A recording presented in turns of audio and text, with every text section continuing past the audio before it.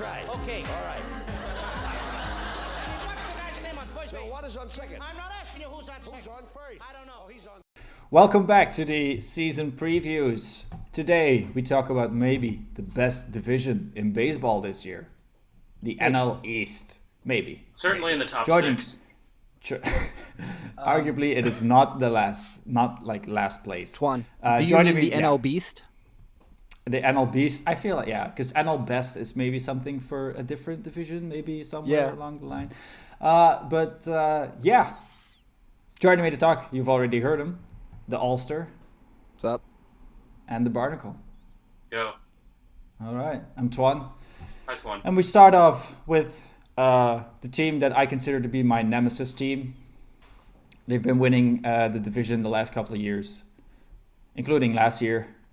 The Atalanta Braves. Last year they went 35-25. Ollie, who did they lose? Who did they get back? Oh, they lost so many people. So they lost Adeiny Echeverria, Tyler Flowers, Mark Melanson, Cole Hamels. Nick Markakis just retired. Shane O'Green, Darren O'Day, Charlie Culberson, and Adam Duvall, who was just not offered a contract. In return, over the offseason, they picked up Josh Tomlin, Drew Smiley, and Charlie Morton on the pitching side of things. And they picked up infielders Travis Snyder, Ryan Goins, and Jake Lamb, and outfielder Marcell Ozuna. Let's talk about Nick Markakis real quick. He retired, I think it was announced yesterday. He retired being, when he was still playing baseball, he was the fourth place in number of hits of all active players, behind Pujols, Cabrera, and Cano. Yeah, Cano. Yeah. So, a sneaky good career, I think. 15 years in the majors, spent a lot of it with Baltimore, and then decided to okay, now I'm gonna actually join another decent team. Went to the Braves for a while, killed the Phillies. So yeah, happy he's out of the game. Yeah, they got Marcell Ozuna for 4 years and $65 million. And he was MVP caliber last year. But I think it might be more of an issue this year that he's actually not going to be able to DH.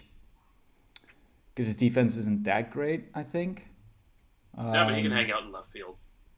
He's not That's probably going to be his spot. Yeah, he's not awful or anything. No. Then they also picked up two pitchers early on in the offseason, Drew Smiley and Charlie Morton. Drew Smiley they picked up for 1 year and $11 million, and Charlie Morton for 1 year and $15 million, which was the same as he could have gotten if Tampa Bay took his option, I think. Was that also 15? But yeah. Feels like an overpay for Drew Smiley, especially. I just checked out Ozuna's defense, and last year he was average. But he didn't play defense last year. He played 21 games in the outfield.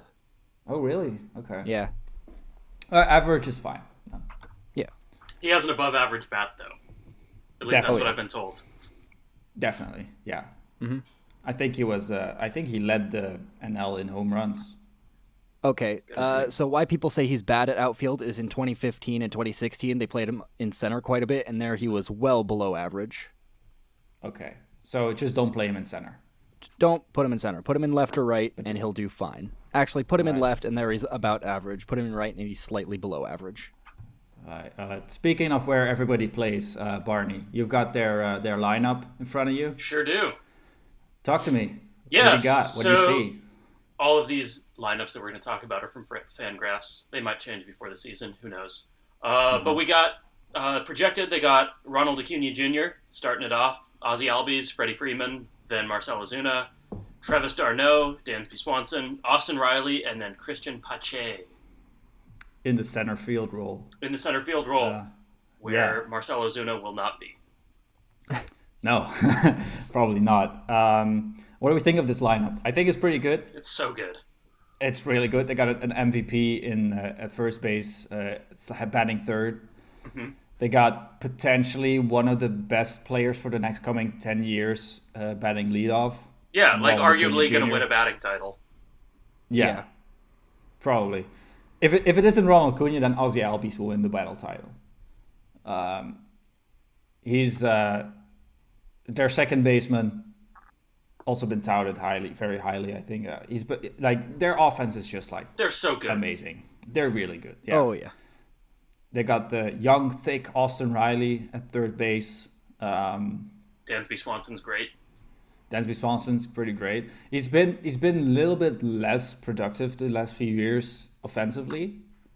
He's also projected to hit 250 with 325 OBP, which is still like, that's for a shortstop, like a premium position. That's really good. Yeah, that is. And then Christian Poche is mostly known for his glove, I think. He's a rookie though, so we'll see how that translates. He did play a bit last year, didn't he?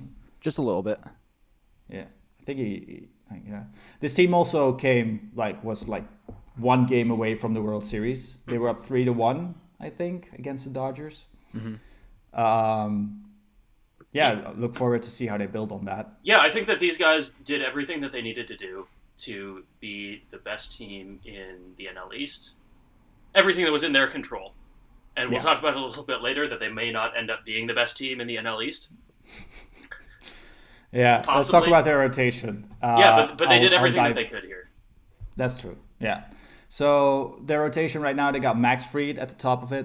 Then Charlie Morton, Ian Anderson, who came up last year as a rookie and was really good. Yeah. Drew Smiley, which I still think is a bit of a weird pickup for them. So last year, Drew Smiley was signed by the Giants for a 1-year deal for not a lot of money. He was also thought to be more of like a fringe starter. And he only pitched 26 innings last year. And he had a pretty good ERA, 3.42. But then to get like a 1-year deal for $11 million, I think that's kind of an overpay in my opinion. Well, aren't they just kind of trying to bridge the gap until Mike Soroka can come back? Yeah, probably. Is he out all season? He got surgery the 7th of August. Yeah. There's nothing. Yeah, I don't see a known on when he projected will get return back. date. But I think that might be what they're going for. It's probably the smartest thing to do. Like they just need a warm body. I mean, they don't have a bad rotation by any means. No, I just don't know why they went out and spent that much money on Drew Smiley. Oh yeah. When let's see who they have coming up behind them, starting pitchers. Yeah, okay, they don't have that huge names. AAA has some nice starting pitchers here. Tuki Toussaint. I don't know. He pitched a little bit last year. Correct pronunciation. Tuki Toussaint. The 13th ranked prospect is expected to be in the rotation, Ian Anderson. Yeah. Yeah. We talked about him. He's like there. He slots in as a number 3. He's a really good pitcher. I like Charlie Morton as well. Yeah. I think like 1 year for $15 million is good for Charlie Morton. And then they have Kyle Wright to round out the rotation.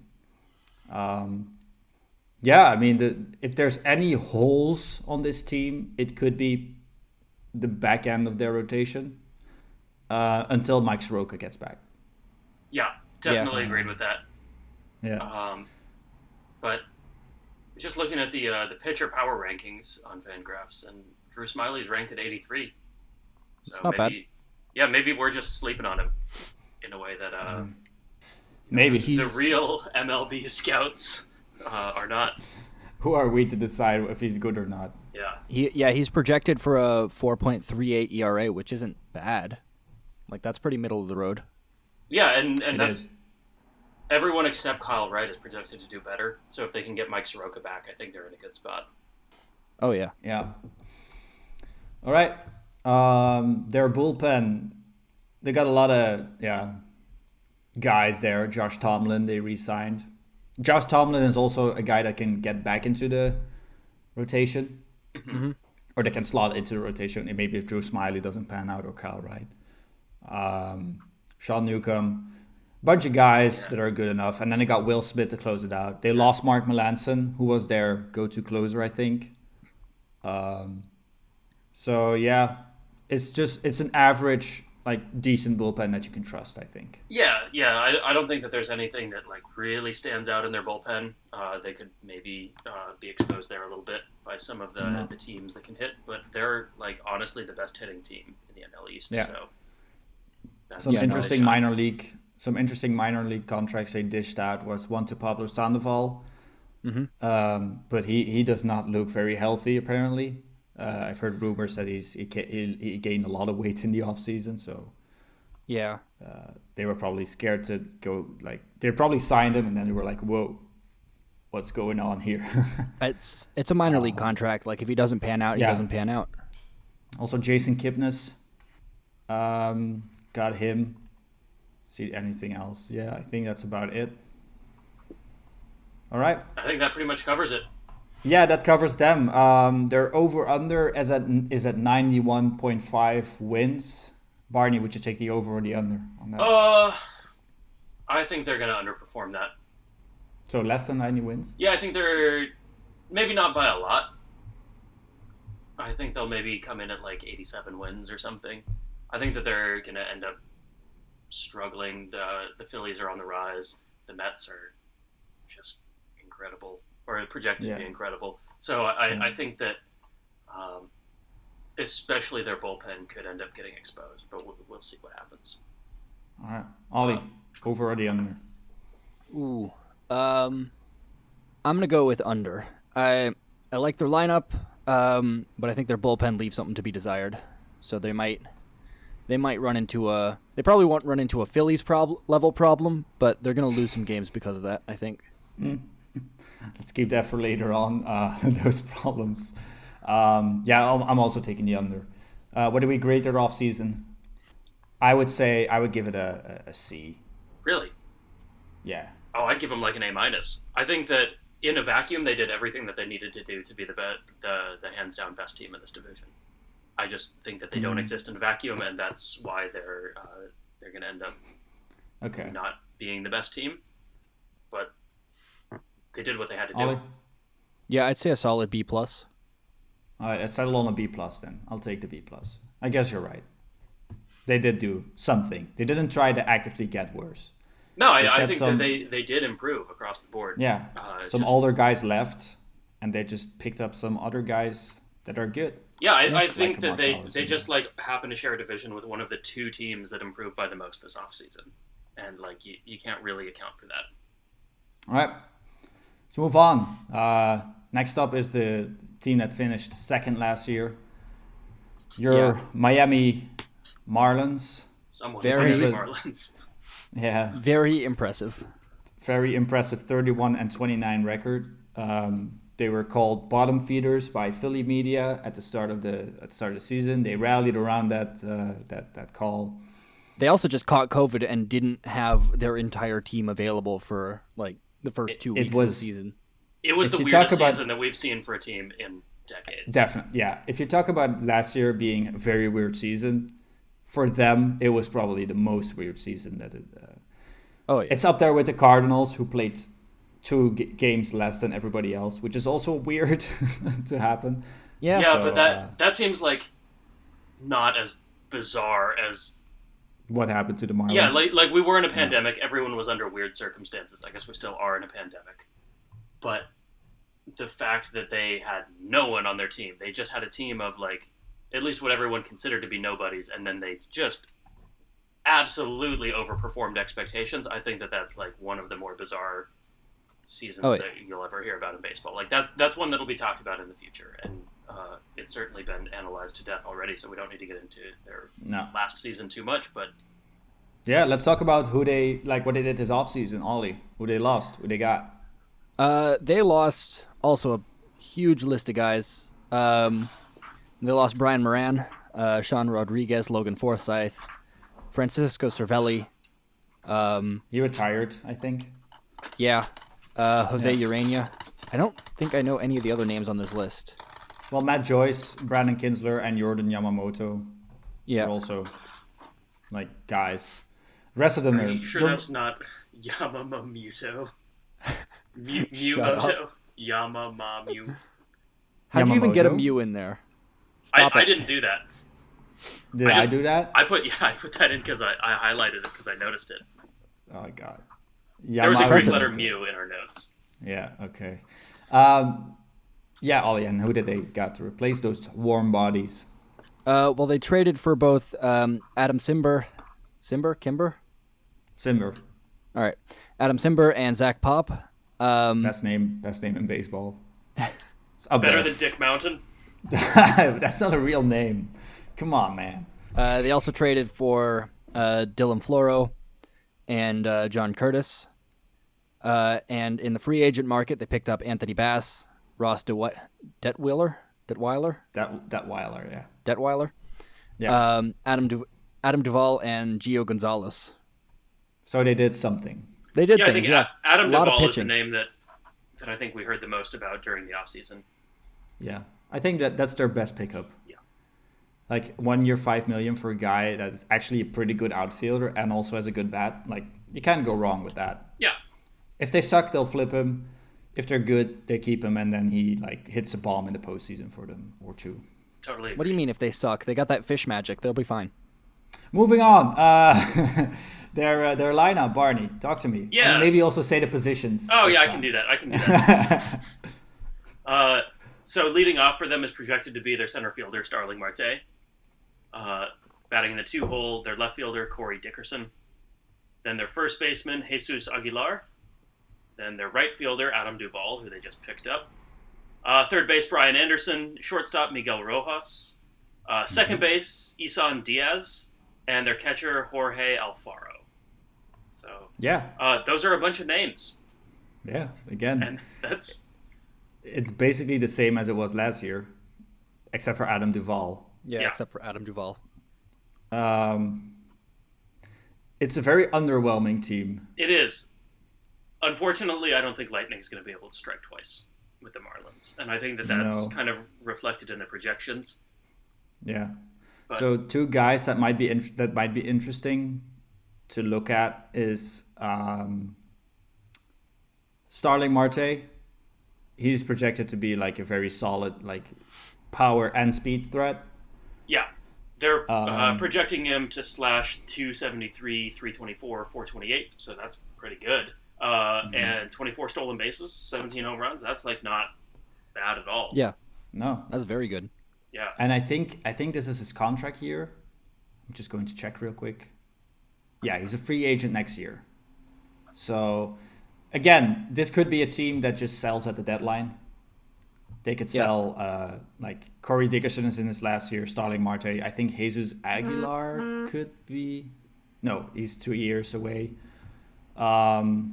Duvall could be traded. I like Miguel Rojas a lot. He's really a leader of that team. Shortstop, plays good defense and like gets on base at a solid clip. 330 on base projected to be. So we haven't talked about their rotation yet, but do you think they could, at the trade deadline, flip a rookie pitcher? Are you talking about Sixto? My favorite pitcher in the MLB right now. Yeah, are you talking about Sixto or Trevor Rogers? No, I'm talking about Sixto. Yeah, okay, let's I'm talk a about big their Sixto rotation. fan. Let's talk Yeah, about their rotation. There's a lot of names Yeah. that aren't Sixto Sanchez, and then there's Sixto Sanchez. So Yeah, they got rid of that's- Urania, but they still got Sandy Alcantara, Pablo Lopez, Eliezer Hernandez, and then their big guy. We all love him. He used to be a Philly. I'm still very sad about that, that they traded him away. But he's looking to be an absolute stud. Sixto Sanchez. He's also projected to have the lowest ERA of all the pitchers there in the rotation. Yeah, it's weird. I guess because he's literally just a rookie that they don't have him higher in the rotation. But what he showed last year was great. Yeah, and he hit. I think he has like one of the highest average velos for his fastball. He's up there in the hundreds for a starter at least. He's ranked the number 27 prospect for next year. for this year. He's also their number one organizational prospect. It's just, yeah. I'm really jealous of the Marlins that they got him. Are you jealous of the Marlins in every other aspect of their organization, though? No. I'm not jealous of the ballpark. I'm not jealous of their owner. No, they have a new owner. It's not Jeffrey Lurie anymore. Anyway, their bullpen is also it's a bunch of bodies. We talked about some of them. They added a lot of pitchers. The one I want to highlight here is Anthony Bass. He was lights out for Toronto last year. Yeah, Tucker. Yeah, you experienced him. Yeah, in Technicolor. Yeah, so what happened for Toronto last year was they had Ken Giles as their closer, and then Ken Giles decided that his arm wasn't going to work anymore. So they kind of did closer by committee, and Anthony Bass was one of those guys. And he did his job and came out there and got some saves. Is Ken Giles going to be back with the Blue Jays this year? No. He's a Giles sinker doesn't ball even play pitcher. for the Blue Jays anymore. Oh, he doesn't? We've done your team already. Yeah, I think we've projected them already, or like talked about them already. I'm just looking at Anthony Bass. He had a 62.3% ground ball percentage last year with the Blue Jays. And considering that the infield of the Marlins isn't that bad, it could be like an advantage for him as well to play in a... Yeah, so I think decent the Marlins infield are behind like him. kind of a bit of a confusing team this year because they don't have very high expectations. However, they are also a team that is coming fresh off of like really overperforming with a lot of these same names. So maybe we'll see that again. That would be interesting. I think it's doubtful. Certainly over a 162 game season. But I think that they're one of the hardest teams to predict in the NL East. So Probably I think the hardest team to predict in the NL East. they got a bunch of prospects coming through though, like probably coming up like this year. So you got, let's see, Edward Cabrera, probably coming up this year, who's the number 62 prospect overall. JJ Bleday, coming up late this year. Like that's his estimated time of arrival. So what I think is going to happen is that if they're good, those prospects are going to come up this year. If they're not good, they might wait another season to bring up all the prospects. I think like this year is not going to be their year, but they're a very interesting team to keep an eye on to see what they're going to do looking at next year. Yeah, and the fact of the matter is that this is a team that made playoffs last year. And there's a lot of teams that on paper like look better that didn't manage to make playoffs last year. No. And they, if I'm reading this right, they had a 1% chance to make playoffs last year, and they did it. Well, yeah, so this year they're also projected to only win 70.5 wins. I'm taking the over on that, but not by a lot. I don't think they're gonna get a. They might just get to 500, but not much more than that. But 70.5 is still 10 wins off of 500 ball. Yeah. Yeah, but that's why I'm taking the over, because I feel like there's a big margin here. Yeah, I think 70 seems about right. I would maybe put them up to 75. But like I said, I think that they have the biggest variance. Yeah, it'll be... I want to say it's over just because I want to see it happen again, but over a full season this time. For the memes? Yeah. They lost the "we go to the playoffs, we win the World Series" meme, so they got to pick up a different meme. Yeah. Just make the playoffs when nobody thinks you're going to make the playoffs. Is that going to be their meme? Yeah. Okay. God, I would love that to be a meme. Just imagine. All right. You heard it here first. So I'm giving their offseason a C+, because they didn't lose a big guy. They didn't really add a big guy. So they're just kind of in between. Yeah. And it's also not really their season to start investing. No. Yeah, for the same reason, I'd give them a B-. But I agree with that. Same logic. All right, B- then. Okay. So speaking of teams that look and have looked pretty good on paper and didn't manage to make the playoffs last year, let's Let's talk about those Phillies. I'll take center stage here. I'm going to talk a lot about them right now, and I want to preface this by saying I'm all in on these Phillies. I also never doubted them. They are definitely Every waking going moment. No, they are definitely the best team in the division by far. I'm just going to go into it. So DeGrom would like a word. that's fine. I'll talk to him later. So who they lost Jay Bruce, he who shall not be named, Jake Arrieta, Tommy Hunter, Jose Alvarez, David Robertson, David Phelps, and Cole Irvin. And the listeners who might have paid attention there might have noticed those are primarily pitchers. Those are primarily relievers. Mm-hmm. So that's a good thing because the bullpen was atrocious last year. So they got rid of a bunch of guys and they brought in a bunch of new pitchers, among whom Jose Alvarado, who they picked up from the Tampa Bay Rays in exchange for Clevenger, not the good Clevenger, just another body named Clevenger. The other Clevenger. Yeah, Sam Coonrod, who pitches very hard, but also I think is a little bit of an anti-Semite. How do you call it? An anti-Semite? Yeah, I think, or like something. There's something like he's not a great guy to talk about, but that's not ideal. Yeah. No. They also picked up Archie Bradley, 1 year, $6 million, which is like, yeah, okay, good deal. They re-signed their catcher, Real Muto, for 5 years and $115.5 million, which is $0.1 million every higher than the next catcher in average annual value.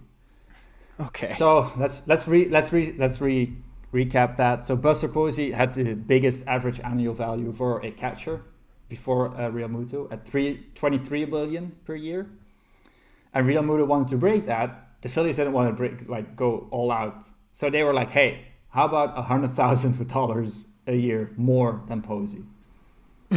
So that's why it's 115.5. I like that strategy. I would love to be in a position where someone could just for the feels give me an extra $100,000 a year. Yeah, and then you're like, oh, I have to think about that. They also picked up Matt Moore for 1 year and $3 million, who pitched in Japan last year. He also pitched more innings than every other pitcher in the major leagues last year. Huh. Matt Moore innings? He pitched, Matt Moore. Goddamn Innings? Oliver. Matt Moore innings, yeah. Thanks, Ollie. You're welcome. I'm happy you're here to I'm happy I'm here bring too. this. Yeah. We got Chase Anderson. Don't know a lot about him, but he's looked good in spring training so far. DD is back for 2 years and $28 million, shortstop. And then they also got Brad Miller as like a bench bat. Yeah. If we then look at their lineup, it's deep and it's ridiculous.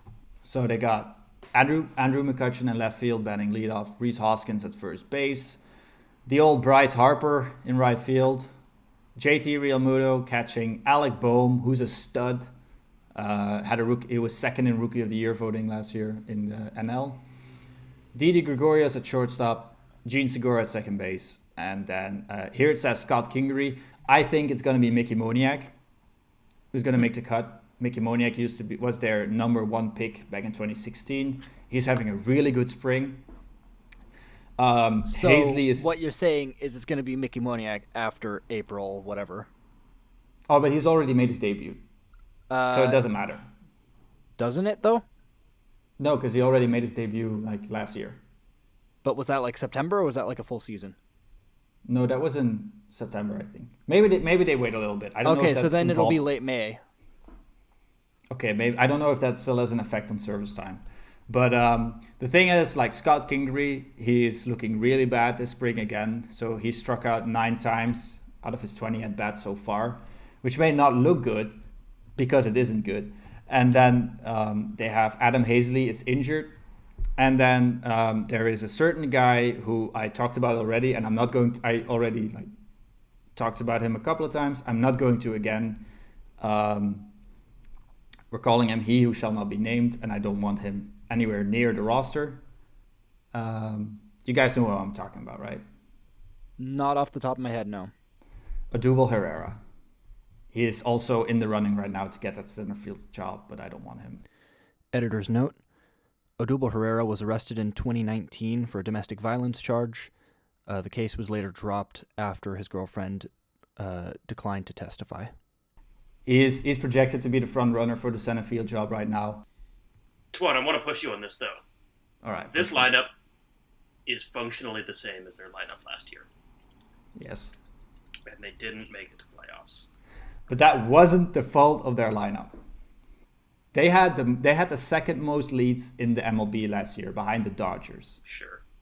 They scored a bunch of runs. It's not their lineup's fault. I get that they had a historically bad bullpen. You are pushing me on this, are you, right now? Yeah, I think in a across the board improved NL East, do you think that they can beat out the Mets and the Braves? We haven't talked about the Mets yet, I know, but do you really like think that they can be better than both of those teams? Because I think the Mets are projected to be like maybe the best team in baseball. The Braves improved compared to last year. All right, so I'm gonna put my serious hat on now. The thing is, like, for the difference between the Phillies and the Braves and the Mets is that for the Phillies to win their division, everything has to click. Mm-hmm. They have the ceiling to get there, but everything has to work. Everything has to go as planned. If it doesn't, there is not a lot of margin for error. And that's the difference with the Mets and the Braves. They have a lot more margin for error that way. They can have like certain guys not perform up to standards, and then other guys will fill in. Yeah, because like obviously we're just starting to talk about the National League right now, but wild card spots are also going to be a very limited resource. Like someone in the NL West has to not win that division. Yeah. Do you think it's like how realistic do you think it is? Even if this team does perform well, how realistic do you think it is for them to make playoffs this year?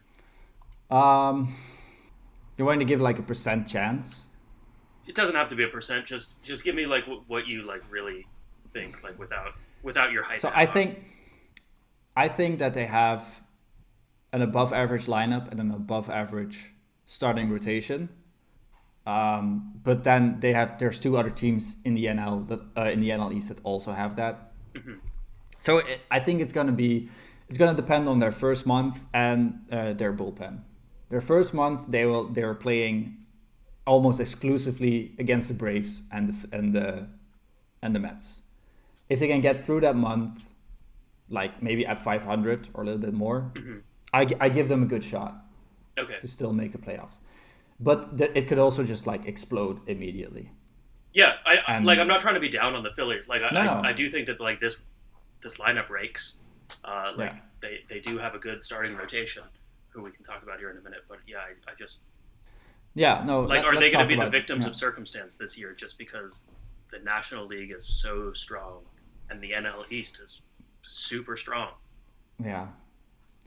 Yeah, like I don't think they're winning the division, not over the Braves and not over the Mets. Well, yeah, you put them in the NL Central and they win. Yeah. Probably. Yeah, that's the thing. But they're also going to lose the wild card against the Padres. They're against the Padres or the Dodgers and whichever other team in the NL East finishes above them. Yeah.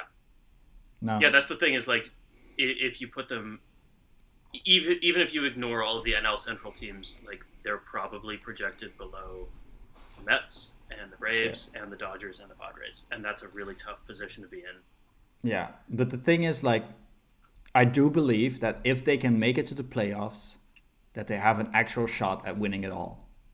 I think everybody has an actual shot of winning it all in the playoffs. Yeah, but baseball playoffs are a crapshoot. I know, but I mean that in the sense that I think this team is great for like a 5-game series or a 7-game series. Do you think this is an explosive team that can? Yeah, this team has like a top of the rotation, which we're getting to right now. It has Aaron Nola, Zach Wheeler, and Zach Eflin, and those are 3 really good starting pitchers. And then you got like a bunch of 4 or 5 guys like Vince Velasquez, Matt Moore, Chase Anderson. And that's where the issues start to rise, is that once you get past that very top-heavy part of their rotation, it kind of drops down. And the same with their lineup. Once you get past the let's say Alec Boehm, it's or maybe even Didi, like Gene Segura and Scott Kingery at the bottom, or whoever makes it. Like it's pretty good. It's better than a lot of other teams. Okay, but here they're also projected under the Nationals by 2 games. I know. So We're gonna get on that. Yeah, I think it's a ridiculously low projection, but I can understand like the, how do you call it? Like the trepidation. The doubts. Yeah, the doubts, and they're there. Yeah. So I don't know much about like these guys' personalities, but like Bryce Harper is known as being a streaky player. So I definitely agree what you're saying about like this is a team that could, in a very short amount of time, really overperform expectations. Yeah, so this team can shut you out and score 10 runs on you every day of the week. But it can also lose. But it can also lose, like not score any runs and like give up 20, for example. Yeah. Just like the extremes are extremely high. There's no middle ground. And it's also going to depend a lot on how this bullpen, which has been completely reshaped, but how that holds up. Yeah, I'm I mean, curious like to see how that goes. The bullpen is like still not great. Archie Bradley is a great pick, and they're not projected to be the bullpen that the Phillies had last year. But I think that there's still a lot of question marks and a lot of doubts there. Yeah. So. Yeah, there are only 2 guys in that bullpen who are projected to have an ERA below 4. If they can all have an ERA below 5, I'm happy. Just like no more 7s. That's where they're projected like such at, a low bar. That's still a bad bullpen. Yeah, but that's the thing. Like last year, if they had a competent bullpen, they would have made the playoffs. But they didn't, and they're still the same team as they were last year, like with some changes. That's why I'm saying like it's all up in the air. I think Dave Dombrowski, who I hated at first, like when he was first announced as the new president of baseball operations, I've since come around on him. I'm a big fan of him now. I think he's done a good job. Mm-hmm. I think he's done what he could do. He basically had to re-sign JT Realmuto, and he basically had to re-sign Didi. Mm-hmm. Those were 2 moves he had to make. So I think it's basically like the same team as last year, only with a slightly better bullpen. And that might be enough, but it could also not be. I think that the big concern that I have for the Phillies is the one that we were talking about with the Braves, where they've made improvements, but the context of what they have going on around them has improved so much more that I think that it's hard to project them having an end result that's significantly better than it was last year. Mm-hmm. All right. I'm giving them, so the over-under is at 80.5. I'm giving them the over. I mean, they're going to win 81 games. I'm giving them an under. They're not winning 80 games. Oof. Yeah, not in this division. Yeah, I'd put them at 75 maybe. Oh. And that's only because of the division that they're in. Okay. And the league that they're in. Okay. I think it's going to be so hard for them to go out and like this league has what, like 5 of the 6 best teams in baseball in it. Yeah. Yeah. Probably. Maybe 4 of the 6 best teams in baseball. Yeah. No, that's true. I'd like to be surprised, but I don't know if I can. You don't think you will be? No, I just don't know if I can like project that. I would like to see it happen. All right. But I think that it's like I think that the Phillies unfortunately might be victim of circumstance this year. And I don't think that that's indicative of them being a bad team or like having bad players or anything like that. I think that it's just like a stacked year in the National League and in the NL East in particular. Yeah. What would you give them their offseason then? Because I'm giving them like an A-, in my opinion. Oh yeah, I'd give them a solid B. Like they improved their absolutely dog shit bullpen, and like just like I said for the Braves, like they did what they needed to do in a vacuum. Yeah. They get a B. The problem is that the Mets get an A+. Yeah. Yeah, we'll talk about the Mets. Yeah, let's talk about the Mets. All right. Yeah. Okay, Barney, you can take it away here because I've talked a lot about the Phillies, so I'm kind of sore now. Yeah, you gotta adjust the throat. And then all right. Scream when you're done talking about the Mets. Yeah. So the Mets have made just a ton of changes. They got rid of Jake Marisnick, Rick Porcello, Todd Frazier, Yoenis Cespedes, Wilson Ramos, Robinson Chirinos, Andres Jimenez, Ahmed Rosario, like bunch of people. Stephen Matz. And then they picked up Trevor May, pitcher. James McCann is a catcher. Francisco Lindor is like the big pickup, like top 5 player in baseball. Oh, yeah. Maybe. Picked up Carrasco. Easily top 10. Cookie Carrasco, Jose Martinez in the outfield. They traded for Joey Lucchesi. They picked up Aaron Loop as a pitcher. Jordan Yamamoto from the Marlins, right? Marlins. Yeah. Yep. Albert Elmora Jr., Jonathan Villar, Taijuan Walker, and Kevin Pillar. Like, they picked up so much. This is stacked. Absolutely stacked. It's just incredible. All right. Shall we quickly discuss their main acquisitions? Yeah. So they got Lindor, Carrasco. That was their like off-season blockbuster breaking trade. Yeah. All right. That was like Ollie, trade of that was one of 2 the trades at the offseason. Yeah. It's probably up there. Ollie, what's your opinion on like this acquisition? Yes, good. Lindor hit Yes, ball. more. So it's 1 year for both, if I'm not mistaken. I think Carrasco is also only for 1 year, maybe 2. I think like the main question here is like, do they sign Lindor to an extension? I think they're going to try to. Yeah, I don't think it's a matter of will they try to. I think it's a matter of will they be able to offer something that Lindor wants. Yeah. He's going to want Tatis money. Yeah. Yeah, he is. But the Mets are one of the biggest markets in baseball. And they got a rich owner. They're in New York, and this team is like very plausibly going to win the World Series. There's like two teams that these guys have to beat to make it to the World Series. It's going to be an absolute dogfight in the playoffs. I know. I'm going to love it. Yeah, and this is why I'm so worried about the Phillies and the Braves both. Yeah. Is like this. It's going to be insane. It's going to be so much fun to watch. 3 different baseball juggernauts all in the NL. Yeah. And then there's a bunch of good teams below them in the NL East as well. Mm-hmm. Yeah, like the NL is like so stacked this year compared to the American League. Ollie, maybe talk to me about their lineup then, because we've been raving about them. Where does Lindor slot in? Where does James McCann, who they picked up, slot in? Talk to me. All right. So batting first and center, we got Brandon Nimmo. He's he's a 5th-year player now.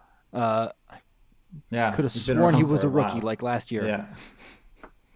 Lindor is going to be batting second. He plays short. Michael Conforto in right, batting third. Pete Alonso, the Panda Bear, batting fourth at first base. Dominic Smith batting fifth in left. Jeff McNeil, second base, batting sixth. Then J.D. Davis at third, and James McCann's going to be batting eighth as the catcher. That's a good lineup. So I think the important question to ask here is, among these players, who isn't in the conversation for the best in their role? Oof. I think J.D. Davis. Yeah, I think it is J.D. Davis. I think Jeff it's McNeil? Dominic Smith, maybe. James McCann. I can't even say James Jeff McCann McNeil is because there aren't any second basemen around. Yeah. I think McCann is like in the conversation. Yeah, at the very least. I also want to point out that every single one of their 8 guys in their lineup are projected for at least 15 home runs. That's absurd. This is 2015 absolutely Blue Jays bullshit. Like This is that's stupid. Also, good to point out that they had the best offense in the majors last year. On average, I think they led the majors in on base percentage and batting average and such. God. Yeah, like what they've done is they're just improve on what was already an excellent team. Yeah. This. All right, and we got to talk about the rotation. Like, while we're raving about this team, Yeah. so All right. they got Jacob deGrom, the best pitcher in baseball. Can we agree? Jacob deGrom, best Yeah. pitcher in baseball. Yeah. Yeah. Marcus Stroman and Taijuan Walker. Like, all three of those guys are like a number one rotation spot caliber pitcher. Yeah. Then they got Just David like- Peterson and Joey Lucchesi. Maybe not as exciting of names, but Good. yeah, Good, good not great. pitchers. But they And they they said don't that- need great when they have Yeah. DeGrom, Stroman, and Taijuan Walker. And then we're forgetting about the fact that two guys are supposed to come back, which are Carlos Carrasco Yeah, And Noah And- Syndergaard. and Noah Syndergaard. yep. Oh God. Just Have you guys seen Noah Syndergaard pitch with his shirt off? Yeah. It's majestic. If you're listening to Yeah, this and haven't Twan. seen it, check it out. Yeah. yeah, Twan, we're not that straight. Of course we've seen it. There we go. That's what I wanted to hear. So, looking forward into the future, and this is like maybe the one downgrade for them this year, is that they don't have Robinson Cano Yeah. because he's suspended for the 2021 season. Whole season? 80 games. 80 I games? think. Yeah, he's serving another PED suspension. And say what you will about that and its implications on his Hall of Fame bid, like he would help this team win a World Series. So if he's able to come back in form, not be suspended, like he's Yeah, that So would make a good. good team even better. yeah. All right, in the bullpen, Ollie or Twan, you want to run us down this bullpen because I mean they got the closer. They did get the closer. So they got Edwin Diaz closing games for them. He's power ranked 7th overall. He's projected for a sub-3 ERA. Just bonkers stuff. He had a tough 2019, but his 2018 with the Mariners was just he was what 2 or 3 saves away from the all-time save record. This is projected for next year. Like Yeah, 2.76. Yeah. So I'm just saying, like he has struggled in the last couple seasons, but he's gonna. There's a very good chance Edwin Diaz comes back with a vengeance. Yeah. And then they've got Trevor May and Miguel Castro and Dylan Betances and Juris Familia. Like all of those guys behind him or in front of him. I guess it would be in front of him. Yeah, I'd say Yeah. in front of him. Yeah. So I think the difference here is Familia and Betances as middle relievers. These are two guys that have experienced closing games, that are hard throwers, that have good stuff, and they're only their middle relievers.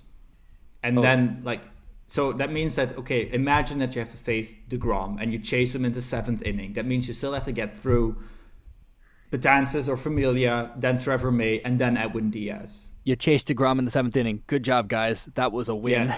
Yeah, and then they're like, oh, but then here comes the brigade, like the stable of guys that throw 98 and that have power sinkers and just. The thing is, if you chase him in the 7th, you don't even see Betances or Familia. You go straight to Castro, then May, then Diaz.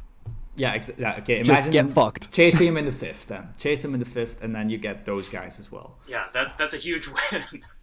It's just But- they're built as as a legit playoff team. Okay.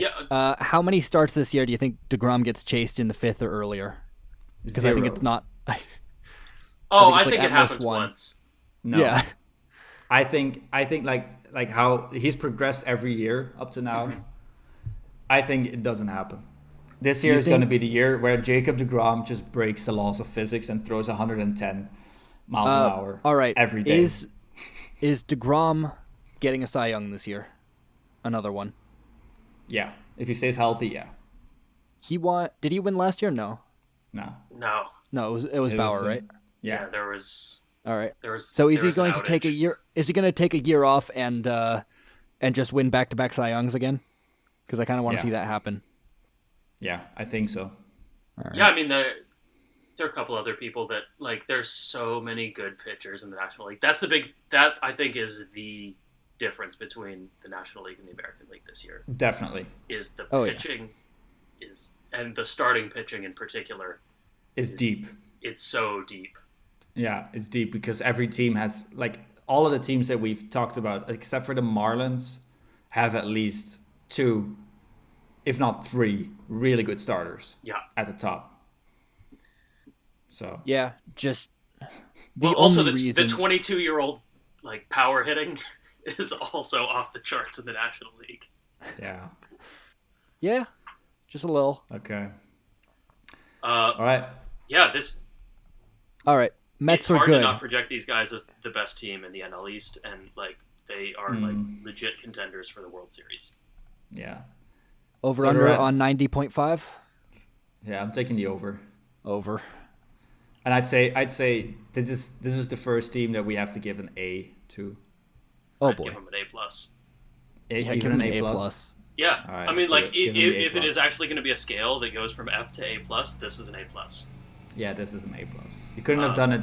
You almost couldn't have done it better than the Mets did, because they filled up pretty much every hole they have. I think that it is going to be tricky when we get to the AL West, or sorry, the NL West, because I think that like the Mets are probably one of two teams that had the best offseason. Yeah. The Dodgers were And I think- already the best team in baseball, so like Yeah, I maybe think their the Dodgers offseason wasn't as good. I feel like we can say this by now, is that the Dodgers are probably like a firm number 3, and then it's like a close battle between either the Mets or the Padres Yeah, for first. yeah, I think that there's an argument that like either of them had, I mean, like one of the best off seasons of the last 5 years. Definitely. If they also would have been able to add Trevor Bauer, which they basically did but then didn't, that would have been probably the best by a long run. Boy. Yeah, I mean, so people, if they added Trevor Bauer, people would be talking about their starting rotation at least once the Cookie and Syndergaard get back. Yeah. People would be talking about them the exact same way that they're talking about the Dodgers rotation right now, Definitely. Yeah. which we'll get to. Yeah. But first, like, this is just a phenomenal team. yeah. So the big question for them is going to be, we've talked about it, there are like two other very strong teams with very strong offenses in particular in the Phillies and the Braves. So it's going to be like, clash of the Titans watching this starting rotation pitch against those guys. And I think that they could lose some games just because of like the magnitude of that. So I think that 90 to 93 is like kind of a reasonable expectation for them. I don't think that we're going to see like a 100-win team just because of how competitive some of those other teams will be. The Phillies will take games off of them. The Nationals will take games off of them. The Braves will take games off of them. If they played in the NL Central, they would walk away with it, and they would win 110 games maybe. Oh yeah. But in the NL East, is just Mets or Padres or Dodgers in the NL Central, and the Mariners' record would be in severe danger. Yeah, definitely. Absolutely. All right, let's go to the last winners of a legit World Series. Hot take. No, that's not true. So the 2019 World Series winners, Washington Nationals. They finished last year bottom.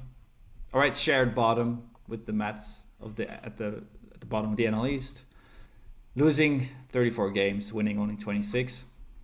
Ollie, talk me. Who they lost? Who they got back? It looks like they lost most of their lineup here. They lost Michael A. Taylor and Kurt Suzuki and Eric Thames, Anibal Sanchez on the pitching side of things, Sean Doolittle, Howie Kendrick, World Series MVP Howie Kendrick. Heck yeah. Asdrubal Cabrera, Adam Eaton, and Brock Holt. Was he the World Series MVP? Howie Kendrick? No. I think in 2019? I think Strasburg was. I thought Strasburg won it as well.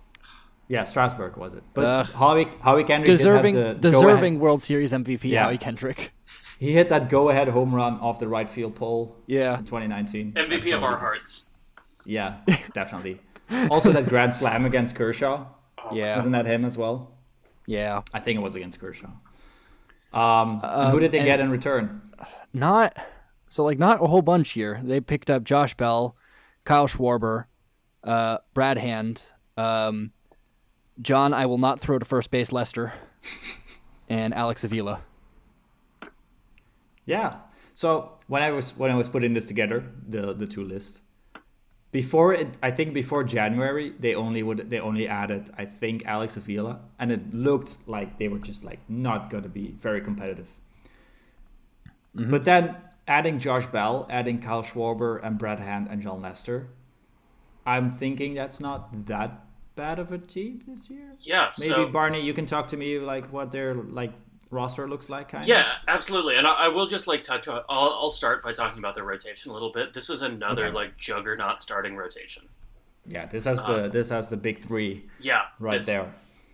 So we got Max Scherzer, we got Patrick Corbin, Steven Strasburg, John Lester, and Joe Ross. Like the only name that isn't like really noteworthy there, I think, is Joe Ross. Yeah. Yeah. But this is a powerful rotation, and this is why I think, oh my God, it's so hard to say what I'm most excited for between the NL East and the NL West, but I mean, this is incredible. This is just like such a powerful rotation. And I think that it's also really noteworthy that in their starting lineup, in my opinion at least, and it looks like in the overall MLB power rankings, they have 2 of the 10 best position players in the MLB. So they've got Victor Robles projected to lead off in center field. Then their right fielder, Juan Soto, who just projected at 39 home runs, slashing .303, .424, and .594. It projected Does to not be on make any base sense. almost half of the time. That's I know. crazy. Projected crazy. to slug 600. Fuck. Yeah, That's I think that 1,000 Juan Soto was OPS. shafted by the number 9 overall rank by MLB Yeah. or MLB. I think, Yeah. yeah. Trey Turner, their shortstop, also just absolutely phenomenal player. Josh Bell at first base, Kyle Schwarber in left field, Starling Castro at second base, Yan Gomez catching, and finally Carter Keyboom at third base. So after you get through Juan Soto and Trey Turner, there is a pretty sharp decline. Kyle Schwarber Yeah. and Josh Bell, both good, not great. Yeah, I feel like this is the definition of like top heavy, Yeah. like rotation and lineup wise. Yeah. They have arguably like couple of the best starters in the game. They have arguably a couple of the best position players in the game, and then behind that, there's just not a lot there. Yeah. I mean, this is clearly a team that did win the World Series recently because they still have some of those pieces of just like an absolutely historically good lineup, but a lot of the pieces have gone away. Yeah. So this is a team that their window is closing, or has closed. Yeah. The interesting things, other than Juan Soto, who is like, there's a good argument that he is the most interesting player in baseball. Definitely. Oh, yeah. Like, he has to fight Fernando Tatis Jr. for that honor, but yeah. And Ronald Acuna Jr. And Ronald Yeah. Acuna Jr. Like, those are the big 3. We could, like I mentioned earlier, we could see 3 22-year-olds hit 40 home runs this year. Yeah. Which Wait, I'm so if those 3 are in the National League, is that just an argument against the DH? Like, I can't name a player like that in the American League. Like, Mike Trout he's a very, very good baseball player, but he's just boring. I don't think Mike Trout is boring. I think that the Angels not are a boring. He's team. not. He's not flashy Fernando the way Tatis that they Jr. are. Yeah, he's not fireworks. Yeah. No, I don't think that. Like, I think that all 3 of them are kind of an argument for the DH in the National League. What? Because there'd be more people like them, Yeah, or more hitters.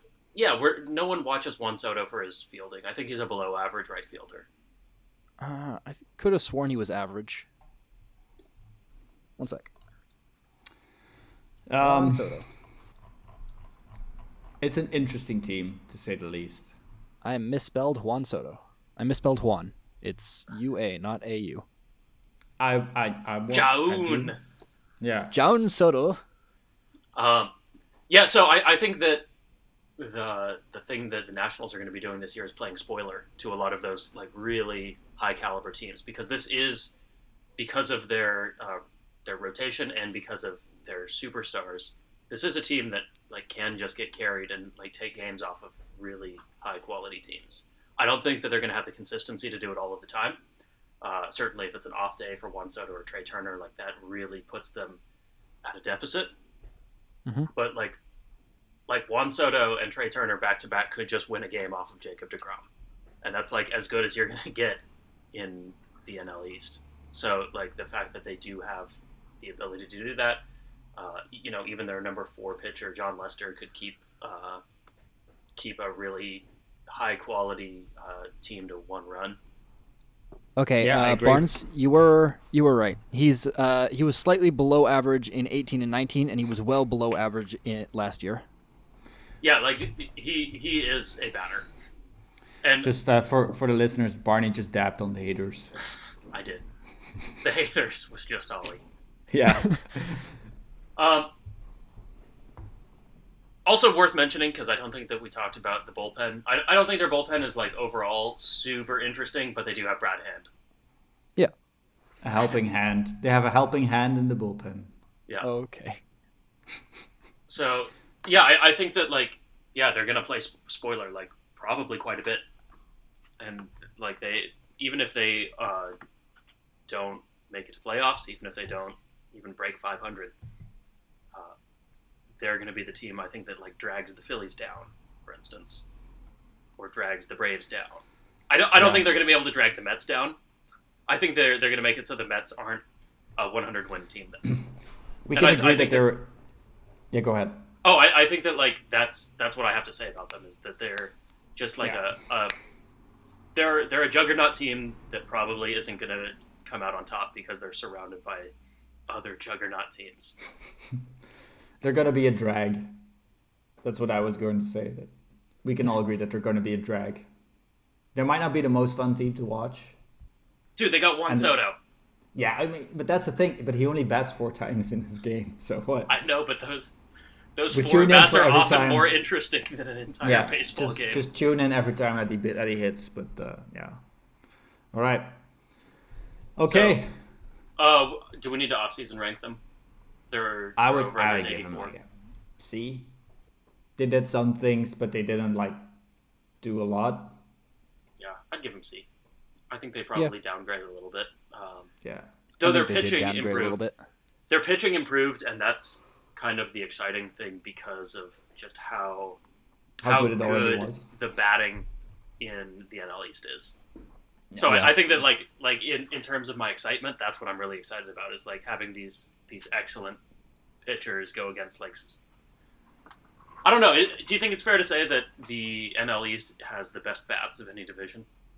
We got Acuna, Harper, Soto, Turner, Didi, Real Muto, Bohm, Freeman, Marcell Ozuna. It's deep. That's the thing with all these. Acuna, yeah, like it's deep. It just keeps on going. Yeah. So And that's the thing with this division. It's just that it's so deep. It's going to be very interesting just to see like I can't wait. what. Yeah, me neither. I can't wait to watch these games. All right, the NL Beast. There we go. Any more thoughts, guys, on this division? It's just going to be a lot of fun. It's going to be very interesting. Yeah, I think that the worst that they have, at least projection-wise, is the Marlins. And the Marlins are super hard to project, and like they surprised everyone last year. And if they do again this year, then suddenly like you have 5 teams that are in the best 50% of teams in the major leagues. If the Marlins can do that, Could we see like I don't know if it's mathematically possible, but could we see a division where every team is over 500? You can have every team below 500, so yes. So that, I mean, if we saw something like that, that would be really interesting. Yeah, their projection. So yeah, we forgot the Nats projection because they're projected 84.5. Yeah, 84.5 is the over under. I think that's pretty spot on. Yeah. They're going to win a lot of games through a powerful rotation and 2 of the best hitters in the game. I think if there's a change from that, then it'll be under, and it'll be because one of their big names gets injured. Yeah, I'll take the under, but only just like 84. I can see them get to 84.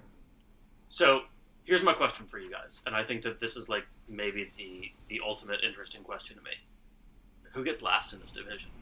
And and then if we ignore the Marlins, because I think that they're the easy choice. Okay. I think they're the easy like coin flippy kind of choice.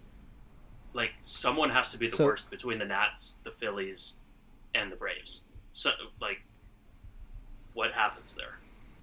Based on the over/under picks, you guys think the Phillies will probably finish fourth. I think it's going to be the Nats. It is either Nats or Phillies. The thing with the Nats is... go ahead. So the thing with the Nats, I think, is that once they get to a point where where the season has no more reason for them to keep playing, they will shed some players. Mm-hmm. And they will become actively worse. Whereas the Phillies have a lot of guys that are there for a while, for at least 2 to 3 years more. So they're much less likely to just tank on this season, basically because they want to keep all their pieces together. All right. So I could see the Nats losing a bunch of games, maybe at the start of the season, and then be like, okay, we're out, we're going to sell our pieces, and then just ride out the rest of the season. And then finish fourth. That's everything is good with the Mets. I think we can all agree that. Yeah. Mm-hmm. But what I'm kind of interested in is when I look back over some of these lineups and these rotations, I think that there's kind of like an interesting like rock, paper, scissors game going on between these other three teams where like the Nationals have like maybe kind of a questionable lineup other than those two guys. And the Braves have like maybe kind of a questionable starting rotation. And the Phillies have kind of a questionable bullpen. And it's going to be interesting to see when the games start getting played, like which of those things sort of ends up mattering being the most.